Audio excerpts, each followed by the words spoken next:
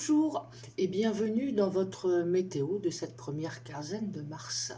Les poissons seront à l'honneur ce mois-ci car ils auront une conjonction Neptune à leur soleil, ce qui fait qu'ils auront cette conjonction toute leur année anniversaire, c'est ce qu'on appelle une révolution solaire, et qu'ils se verront impactés par Neptune tout au long de leur année.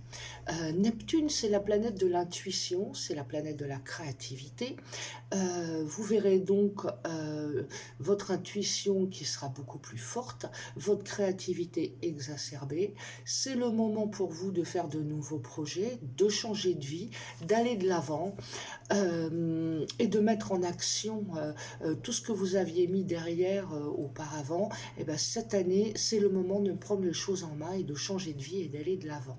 Cette conjonction Soleil-Neptune impactera aussi tous les signes d'eau du deuxième décan, puisque c'est à 18 degrés.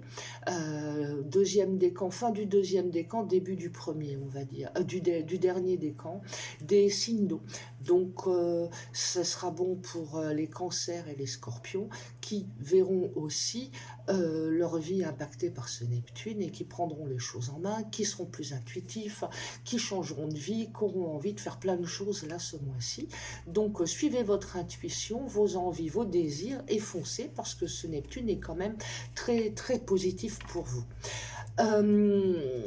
Mercure va reprendre sa marche en avant dès le 11 en débloquant des situations de communication qui étaient bloquées jusqu'à présent et donc va pouvoir vous permettre de remettre en route des situations. Les choses vont enfin avancer, les discussions vont enfin pouvoir reprendre et ça c'est une bonne chose, on va dire, pour la majorité des gens, pour tout le monde.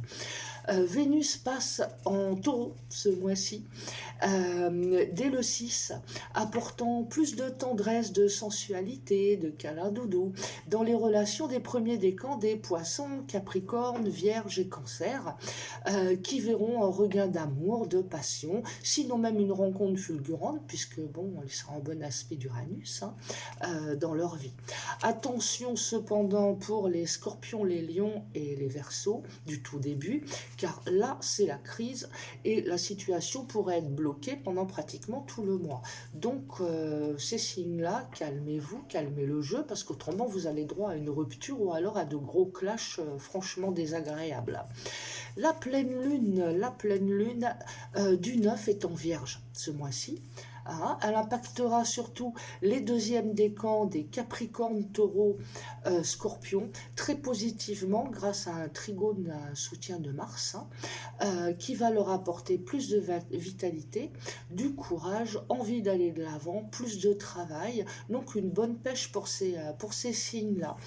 Il y a des projets pro qui vont débloquer, il y a des rencontres, c'est quand même une pleine lune qui est assez positive, mine de rien, sauf, parce qu'il y a toujours un sauf, elle est toujours positive pour certains et plus difficile pour d'autres, les Poissons, Gémeaux et Sagittaires qui verront une baisse de morale, un côté un peu ouin-ouin, des coups de blues, surtout que Neptune est dans les parages, donc attention à ne pas en rajouter 10 tonnes à vos soucis.